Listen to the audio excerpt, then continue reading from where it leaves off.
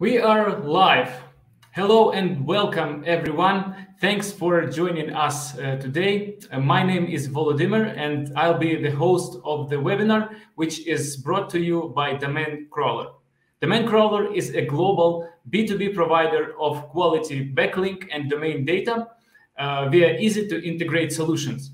Our mission is to empower businesses with this data in many different ways, one of which is to enable them to fight cyber fraudsters and in particular counterfeiters. Hence, our topic of our webinar today, how to use domain data to protect your brand online.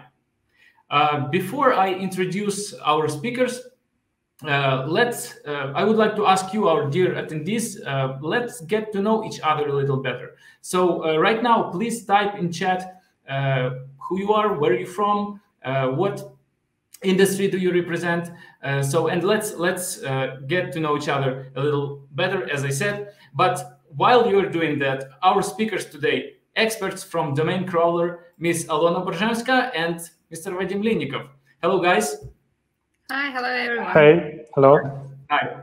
Alona is an experienced manager and proven relationship builder with a deep passion and curiosity about technology. Taking care of sales and business development efforts for DomainCrawler, she has a deep understanding of issues that brand owners encounter with cyber fraudsters and counterfeiters. Once again, Alona, it is good to have you here with us today. Hi, hello. Vadim Linnikov is a senior developer at DomainCrawler. Vadim is the person behind the domain research project at our company. His technical savvy and programmer skills, combined with the understanding of the market, creates a unique blend that powers the most effective tool for domain name investigation that is available on the market, which is domain research tool by DomainCrawler. Hi, Vadim. Hello. Unfortunately, Mr. Richard Wikström, our third speaker, couldn't join us today due to some technical issues, but nevertheless, I have no doubt that our conversation will be insightful and helpful for everyone. So hello, everyone who is with us today in chat.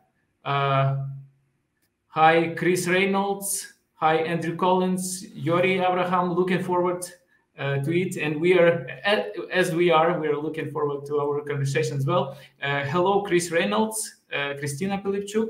Maybe we have other people with us today, and I'm certain that we do. So please, where are you from? Who you are? What industry do you represent? Please share with us. During our conversation, you can do that. And now we just want to continue with little housekeeping before we begin our actual conversation. Anastasia Grinchuk, good day, everyone. Hi, Anastasia. Anatoly, hello. Denny Ayers, hello. Good to have you with us, Denny. Okay, thank you all. It is a great company we have today, and I'm sure more people will join us in a minute. But just before we begin, just before we start, little housekeeping. First of all, I would love to introduce or to give thanks to our official partner of the webinar, ScamAdvisor. ScamAdvisor helps over 3 million consumers every month to discover if a website is a legitimate or a possible scam.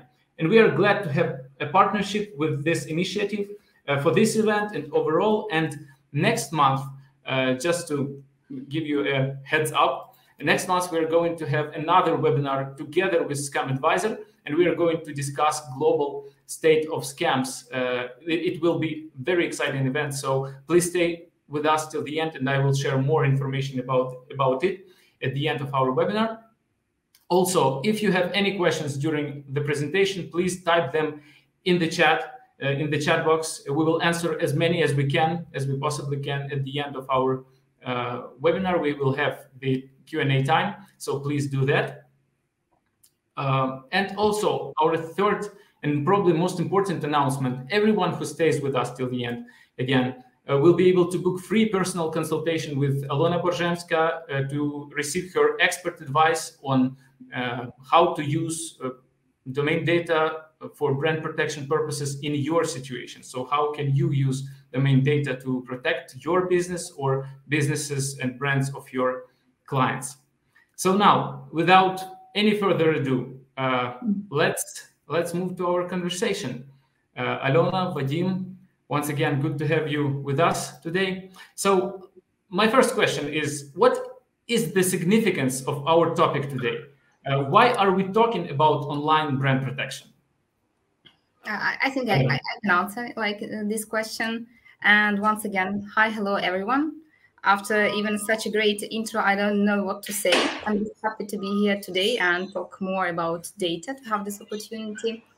And I also want to highlight that today's webinar is meant to give you a general understanding of what pieces of data might be used in your online investigations. And I think we'll have other webinars digging deeper into that, because the topic of domain data and brand protection is very popular nowadays. And I think that there is no question that the internet is an ideal place for hijacking of brands online. And mostly that's because the online world has seen so little formal policing. And scammers have realized that the value and power of the brand is very good for the business. Actually, they think that it's good for their business. Don't you agree with that, Vadim?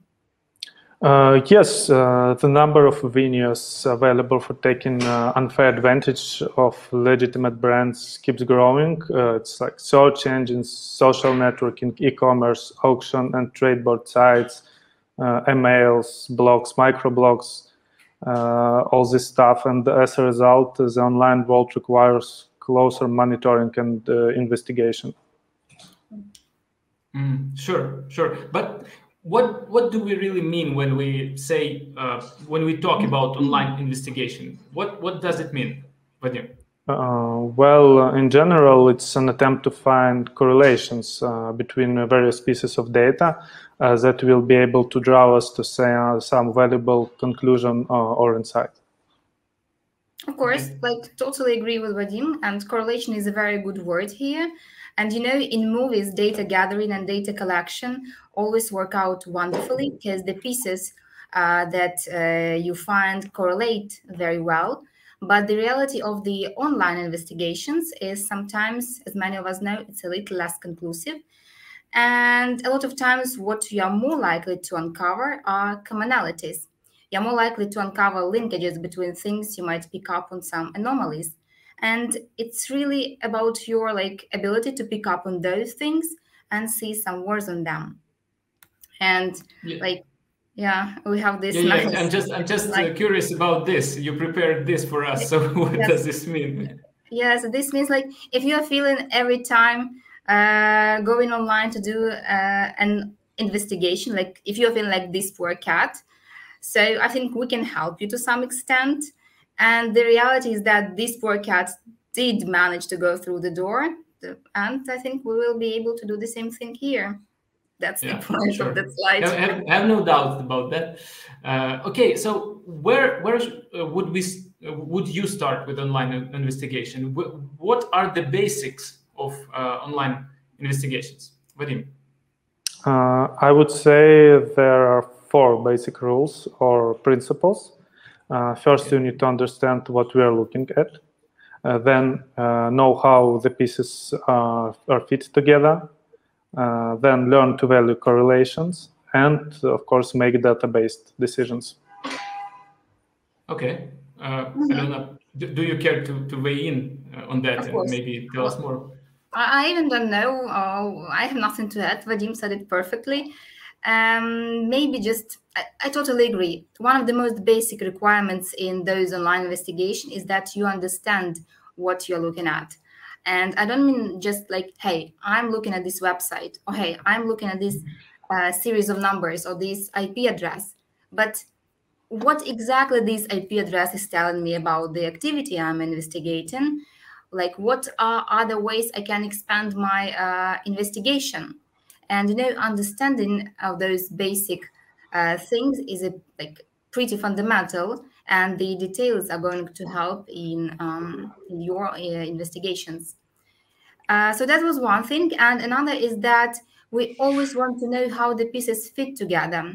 after we understand, of course, about them. And here I don't mean just like the pieces of your investigation, but the pieces of the internet. And the really cool thing here is that if you do understand how they fit together, you'll actually be better at like what you are doing. And Vadim, you mentioned the correlations, I guess, earlier, and like, how about them? In many cases, like you'll be able to see that different aspects of an online activity are actually related in ways you may not have anticipated in first place. A simple example is maybe someone is like really good at covering their tracks of all their bad domains, but they happen to stick them on the same web server where their like family blog is located. So these correlations can be useful again, not only what you can find online, but also what you can bring from outside of the investigation. Mm-hmm. Okay, thanks. But can we go back to the first point a little bit, understanding what we are looking at? So how to learn to do that? How can it help us to fight scammers? Alona. Yes, I think that the main question here is to answer the following: who is responsible for the domain? And like we know how the usual domain name looks like, and when you are dealing with the internet, a lot of times you'll be like, hey, I found somebody who's wrong on the internet, and I need to report them for being wrong, and I need to find the person who is responsible of that. So who is actually responsible for the domain? Who is responsible for the crazy thing called internet? And the first step to answering that is to look at the domain the internet looks at it. And actually, it looks at it all the way like backwards from the way that we do. And I think that I can go like through this table and give you a little bit of the explanation.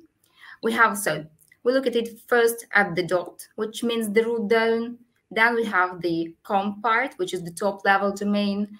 Then we have the domain name. Here, just example, not very good with such examples, but still, this is like a second level domain. And we have the www part, which is like the third level domain. And this is like the closest we can get you to answering the question about who owns the domain, who's responsible for that. And I assume that you came into this wanting to know like who is that one person responsible for the domain. And I gave you 4 units here, 4 entities. I'm really sorry for that. Totally not my fault. And I think here I shall give a word to Vadim, who is like who better understands that and can give a better explanation. Sure. This can be a little tough one, like definitely to explain every level of domain splitting. So the root zone, this dot, when it is usually invisible when you're like typing your domain. So the root zone is responsible for delegating the authority of queries going to that domain name to other registries that handle the top level domain. So in this case, Internet Corporation for Assigned Names and Numbers, ICANN, is the root zone. So it's like the root zone for for all domains in the internet. And they have delegated handling of .com to company VeriSign. It's like a registry for .com top-level domain. VeriSign, in turn, has handed off the registration of the second-level domains to registrars, companies which can register a domain name for a person or an organization. In our example, registrar is GoDaddy. And the third-level domains is www part, means that GoDaddy handed off delegation of this domain to a person, a registrant. In our case, is John Johnson. It's not real name in any case. We just made it up for this presentation. So registrar and the registrant are important terms that need to be part of your vocabulary when you're trying to communicate things about online investigations. So The registry is the one that is delegated by ICANN to handle the uniqueness of domain names within a given top-level domain space. So to duplicate myself in this example, VeriSign is a registry for .com domain. So in this case, it's VeriSign, and at the GoDaddy level, they are the registrar. They're handling the registration and assignment of this domain of example.com. They have a special relationship with .com registry that permits them to put things in and out of there and make sure that there's only one important designation there. And the registry, VeriSign, it doesn't know about John. Some exception might be, but for purposes of this discussion, VeriSign doesn't know about John anything. It's been delegated to VeriSign. So if you it was delegated to GoDaddy. So if you wanted to find out information about John, going to VeriSign would not help you, because they literally don't know anything about him. What they have is a mapping between a domain name and which registrar is responsible for this domain name. So, and there is a question, do they keep the history of it? Maybe they do, but not for sure. So if you want to find what registrar they had 3 years ago, or because of some activity you're investigating, they might not have that information. They might have it, but in most cases they won't have it. And now GoDaddy would know about John Johnson, because John Johnson came to GoDaddy and asked them to register a domain for him. So that's why they know about him.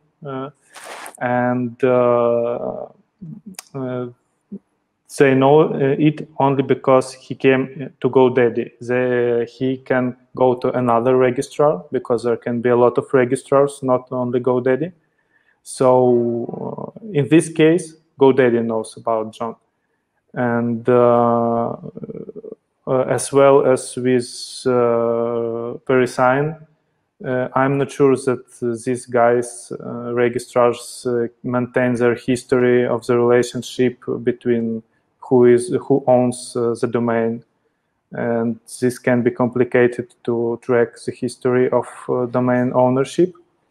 But my key point here is when you want to find someone who is responsible for the domain, in the most cases you will go to registrar. In this case, it's GoDaddy, because registrar is a company which registers domains for end users.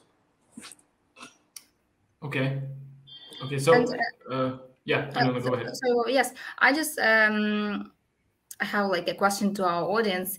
If they have some questions regarding that registry thing, they might ask this in the box for the comments, for the questions, and then we'll try to answer it at the end of the session, because this sometimes really might be super difficult to map all these things together.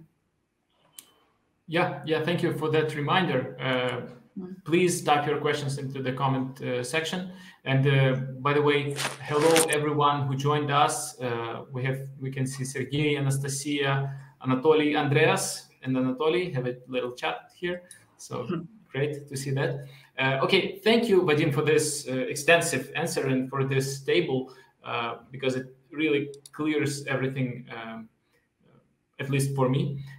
But this is quite an important information in order to understand who should you go to once you have spotted some illegal activity.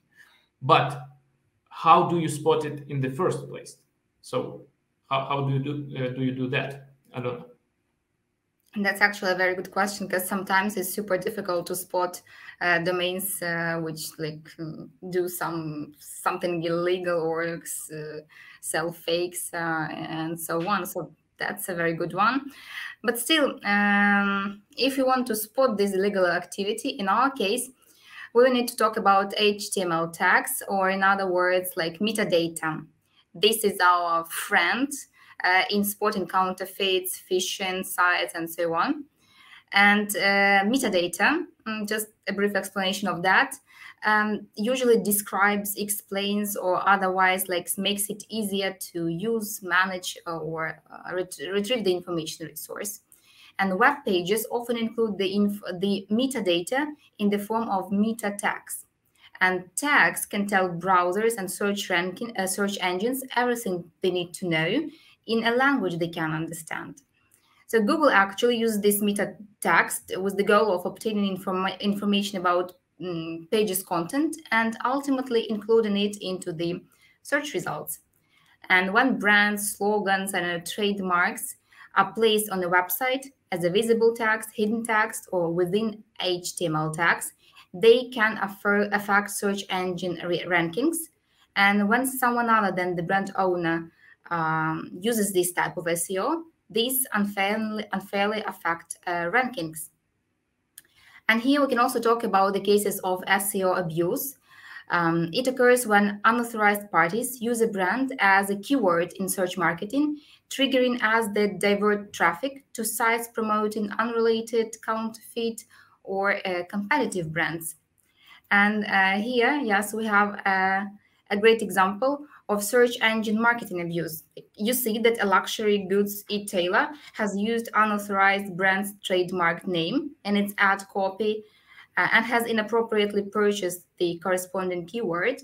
And actually, that search ad leads to the site, which is likely selling counterfeit goods.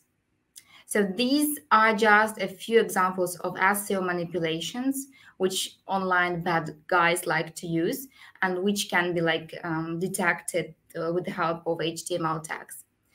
And in the majority of the cases, scammers, web shops selling counterfeits tend to use popular keywords, phrases that attract a lot of attention, like brand name plus outlet, sale, 50% off, 80% off, and those types of things like discount and other.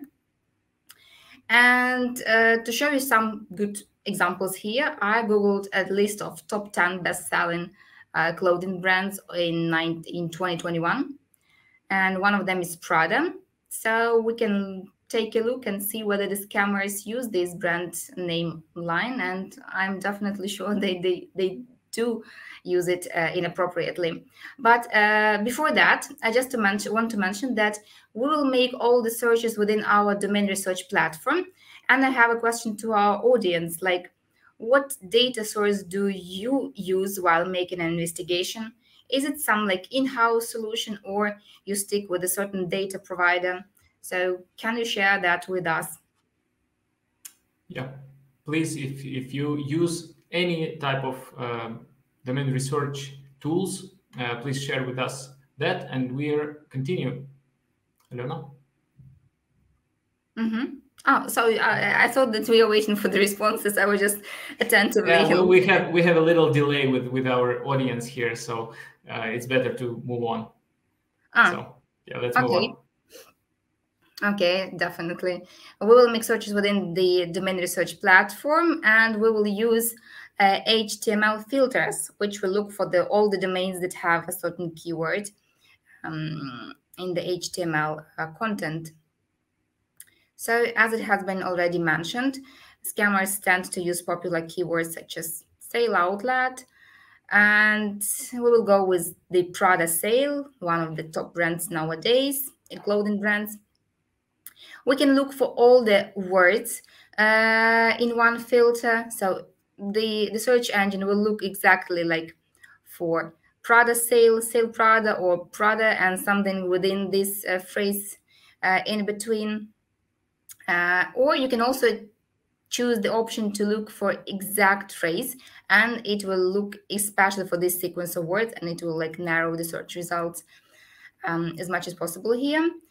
We can also exclude some keywords from the search because it might bring us a lot of false positives here.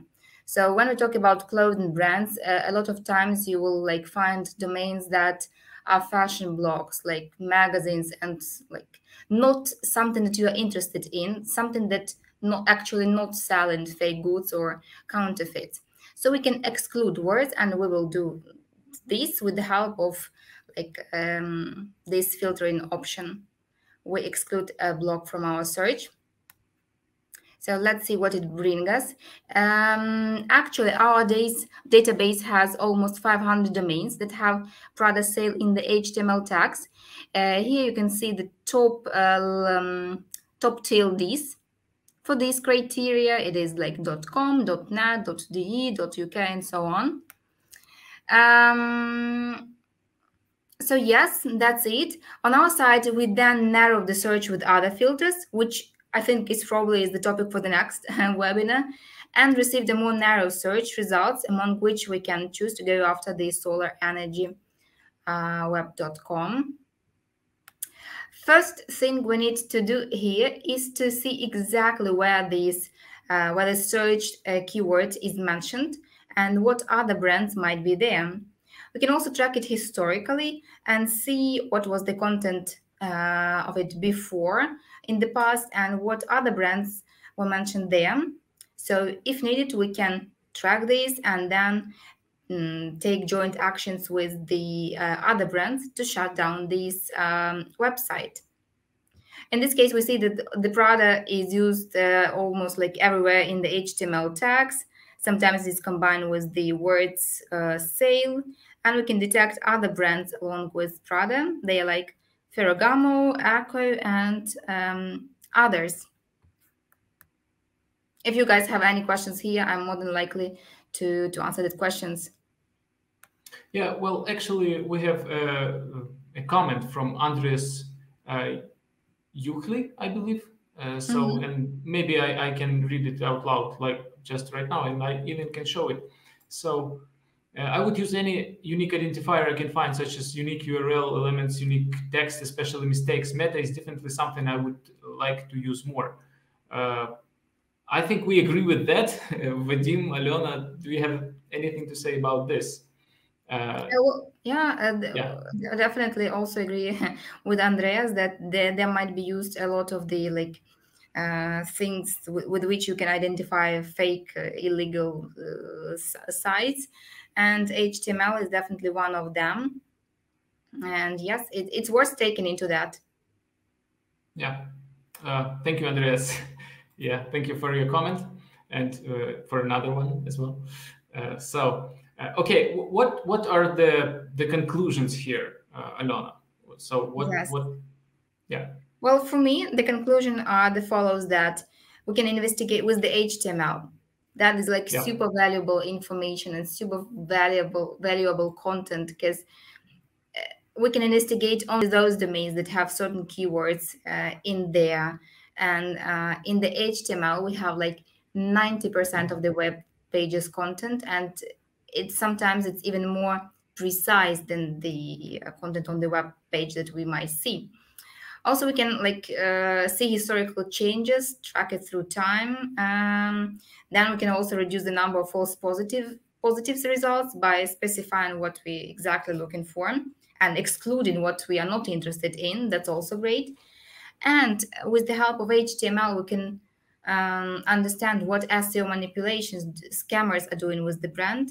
And that's like something that might be and should be, I think, interesting for the brands, like for the future, to know what SEO manipulations scammers do with their brand and how they can avoid these manipulations and and seize this in the future. And yes, once we have certain number of domains that meet our search criteria that might look like suspicious, I think we are ready here for the next step. So what are our next steps? Yeah, what other information can we retrieve from domain research, and what can you tell us, Vadim, about DNS data? Yep. About the DNS data, DNS. Sorry, yes, Vadim, can I interrupt you? Yes, because Vova asked what information can we retrieve from domain research and so on. So I just want to point that we can retrieve lots of information from domain research, and just one part of it is the DNS, of which we will talk now. Okay. But definitely lots of data there. Okay. Yeah. About the DNS, it's an acronym for domain name system. It's like a phone book of the internet.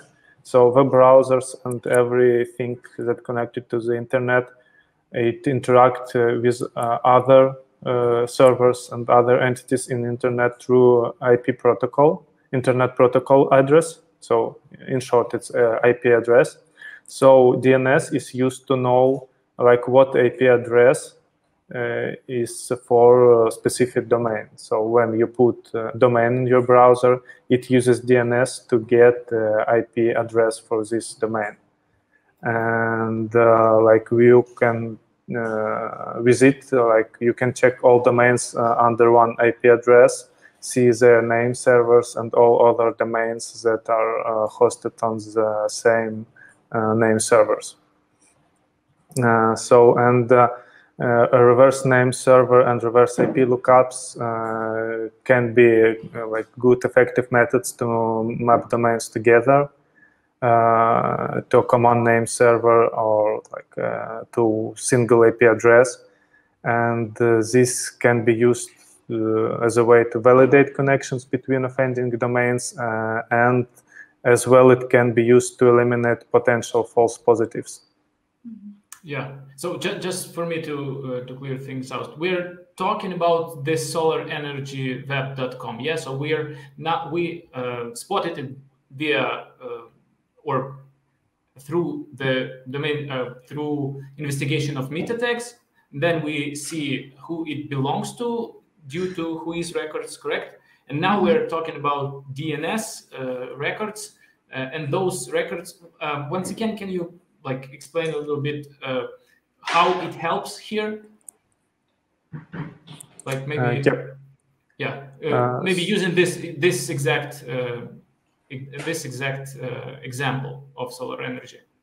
Yep. So as you can see, for this is like data from our database. We can see that not on this particular screenshot because it's a little bit cutted. It's totally 12 domains are hosted under a specified IP address, and almost all of them have the same registrar. It is one API GmbH and the same name server. And all of these results include GTLD domains and ccTLD domains. GTLD is global TLDs, so it's like .com, .net, .org, .info, .shop, etc. And ccTLDs is TLDs that are specified for countries. So like FR for France, US for United States, SE for Sweden, etc.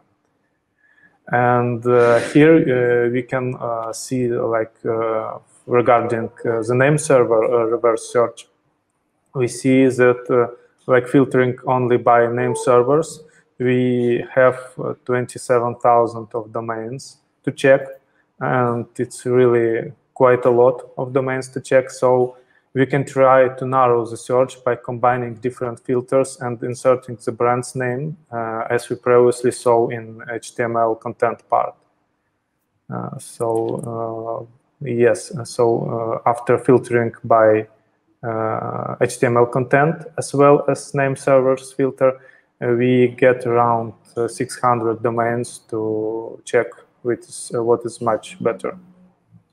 Yeah, so that doesn't sound so impossible, like 27,000. Okay, thanks, Vadim. Thanks, Alona. But what are actions, practices, and routines you suggest in order to help owners to protect themselves? Yeah, I can answer that. Definitely, there are a lot of ways and methods of like what we can suggest to help brand owners protect their brands, but generally we have elaborated our own rules, and I suggest following some of them. Like, first of all, you need to understand what you're looking at and understand and of course know what you're looking at. Then of course you have to develop a suspect profile, and here HTML tags can help you.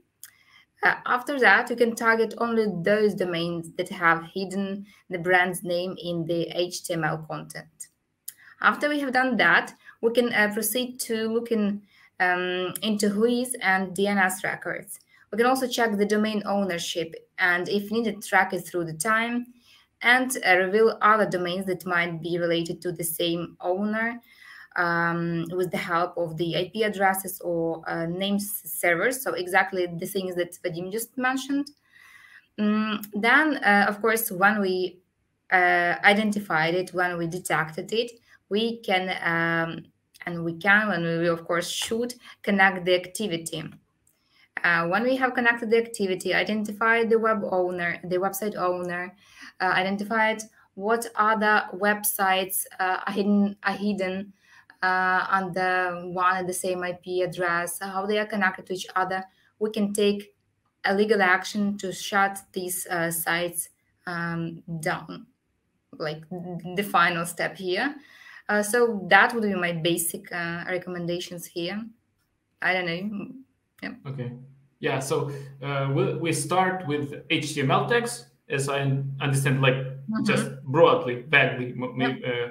Then WHOIS, lookup, then DNS, and then some legal activity, something like that. Of course, you can combine. You can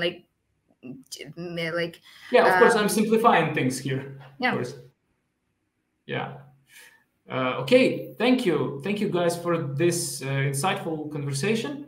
I'm sure we did learn a lot from it. At least for me, it was very, very helpful.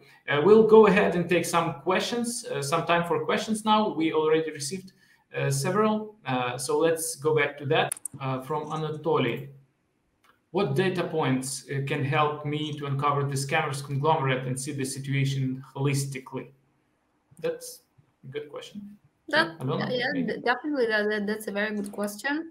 As I previously mentioned, and Vadim, I guess, also mentioned that I think the DNS records are very helpful here. For example, IP addresses and name servers, as under them you can find other websites that are hosted, for example, on one and the same IP address under the same name server, and then by adding more filters to that search, or by by adding more filters to that, you can see the connections between those websites and see how it works. Okay, and once we have you, Alona, here, so your question personally to you. Okay. Are meta tags and titles more important than the content of the website itself? Well, to me, it sounds a little strange, no? I don't know, not exactly. Here we cannot say that meta tags or titles are more important than the content of the website, because HTML tags include the website content, and as I said earlier, 90% of the content of the website will be in the HTML tags, and sometimes it's even more precise and show this very specific information all at once. So yes, they're equally important. Okay. Vadim, question to you probably. Do you crawl only GTLDs? I think you already answered that. No, yeah. We crawl all TLDs in the world, maybe except some really small for some islands. I don't know that we missed, but I think 99.9% of TLDs are covered by our database and our crawlers. Okay, yeah. And here we have another question from Andreas, rather lengthy one, so let's discuss it. The technique shown appears to be great to find, for example, automatically created counterfeit web shops using drop cache domains. This might result in finding dozens of rather identical websites. How would you prioritize the list of counterfeit shops you found for takedown? Do you have any technique for prioritization of the website? That's actually a good question from Andreas. Thanks for that. I think we do not have any technique for the prioritization, because we leave it up to the brand owners, up to the brand protection companies, and the way they want to see this list of fake web shops or web shop selling counterfeit. So it's not something up to us. If I understood the question correctly, it's up to the brand owners and companies that deal with the brand protection. Okay. Yeah. Okay, guys. Thank you all for your questions. Big thanks to Alona and Vadim for insights. It was a profound conversation. I have no doubt we all learned a lot from it. So now, before we wrap up, two very important announcements. First of all, as promised, for those of you who stayed with us till the very end, the opportunity to book personal consultation with Alona to discuss your personal situation with regarding brand protection and using domain data. And in chat, you'll be seeing a link in a second, and by following this link, you'll be able to book your consultation. So please do that, and I'm sure you'll receive even more value for yourself, for your brand, and for your clients. And another very important announcement is that on October 27th at 4 p.m. Central European Time, we'll be conducting our next webinar together with Scam Advisor. We're going to discuss the global scam state report together with Managing Director of Scam Advisor, Yuri Abraham, who is today with us today here. At least he was. Yuri, if you are still with us, please say something. So use this chance to register for this event, and the link for registration will be visible right now in the chat. So yes. Thank you everyone for joining us today. We appreciate your time. We appreciate you being here with us today. Please visit our website, which is DomainCrawler.com. Follow our social media pages, and hopefully we'll see you next month on our next webinar. So thank you all and have a nice day. Goodbye. Cheers. Yes, thank you. Cheers. Thank you. Bye. Yeah.